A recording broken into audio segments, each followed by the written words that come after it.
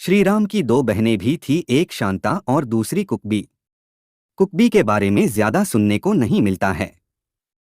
दक्षिण भारत की रामायण के अनुसार राम की बहन का नाम शांता था, जो चारों भाइयों से बड़ी थीं। शांता राजा दशरथ और कौशल्या की पुत्री थीं, लेकिन पैदा होने के कुछ वर्षों बाद कुछ कारणों से राजा दशरथ ने शांता को अंगदेश के राजा रोमपद को दे दिया था। भगवान राम की बड़ी बहन का पालन पोषण राजा रोमपद और उनकी पत्नी वर्षिणी ने किया, जो महारानी कौशल्या की बहन अर्थात राम की मौसी थीं।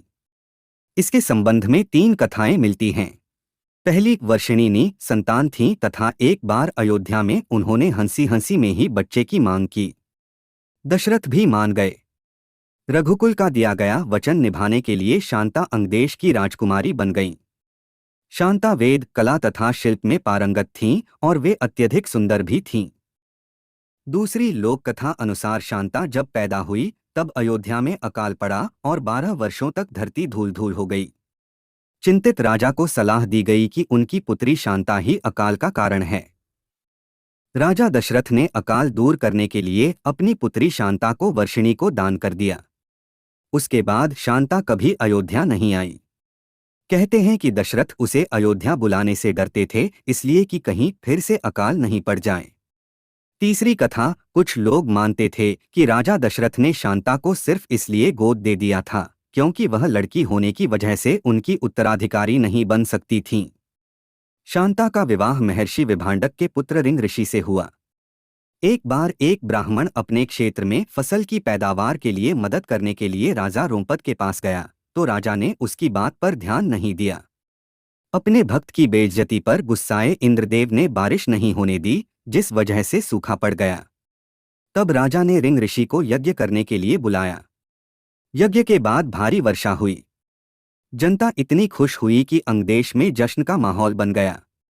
तभी वर्षिणी और रोमपद ने अपनी गोद ली हुई पत्तियों को महादेव की तीन आंखें या उनके शस्त्र त्रिशूल का भी प्रतीक कहा जाता है। और इनकी तीनों रानियां इस बात को लेकर चिंतित रहती थीं कि पुत्र नहीं होने पर उत्तराधिकारी कौन होगा।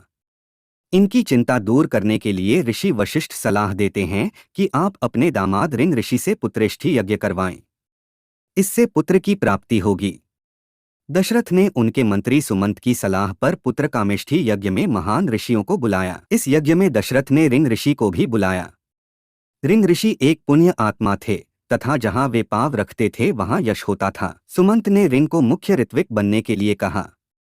दशरथ ने आयोजन करने का आदेश दिया। पहले तो रिंग ऋषि ने यज्ञ करने से इनकार किया, लेकिन बाद में शांता के कहने पर ही रिंग ऋषि राजा दशरथ के लिए पुत्रेष्ठी यज्ञ करने के लिए तैयार हुए थे। दशरथ ने केवल रिंग ऋषि, उनके दामाद, को ही आमंत्रित किया, लेकिन रिंग ऋषि ने कहा कि मैं अकेला नहीं आऊंगा बल्कि अपनी पत्नी शांता के साथ आऊंगा। पुत्र कामना में आतुर दशरथ ने संदेश भिजवाया कि शांता भी आ जाए। शांता तथा रिंग ऋषि अयोध्या पहुंचे। शांता के पहुंचते ही अयोध्या में वर्षा होने लगी और फूल बरसने लगे। शांता ने दशरथ के चरण स्पर्श किए। दशरथ ने आश्चर्यचकित होकर पूछा कि हे देवी, आप कौन हैं? आपके पांव रखते ही चारों ओर वसंत छा गया है। जब माता पिता दशरथ और कौशल्या विस्मित थे कि वो कौन है, तब शांता ने बताया कि वो उनकी पुत्री शांता है। दशरथ और कौशल्या यह जानकर अधिक प्रसन्न हुए। वर्षों बाद दोनों ने अपनी बेटी को देखा था। दशरथ ने दोनों को ससम्मान आसन दिया और उन दोनों की पूजा आरती की। तब रिंग ऋषि ने पुत्रकामेष्ठी यज्ञ किया तथा इसी से भगवान राम तथा शांता के अन्य भाइयों का जन्म हुआ। कहते हैं कि पुत्रेष्ठी यज्ञ कराने वाले का जीवन भर का पुण्य इस यज्ञ की आहुति में नष्ट हो जाता है। इस पुण्य के बदले ही राजा दशरथ को पुत्रों की प्राप्ति हुई।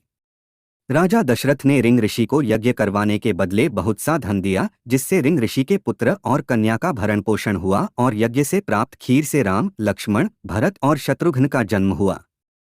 रिंग ऋषि फिर से पुण्य अर्जित करने के लिए वन में जाकर तपस्या करने लगे।